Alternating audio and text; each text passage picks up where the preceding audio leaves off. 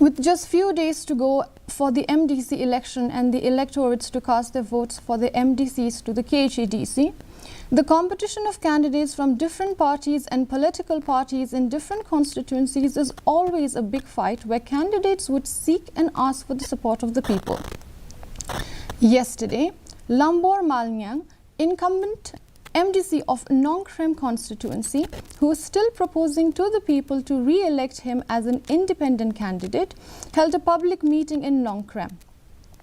Speaking at the meeting, he said that those who cannot work for the development of the community, whether in community, church or any other groups, accuse the independent MDC of making political gains, and it is unacceptable.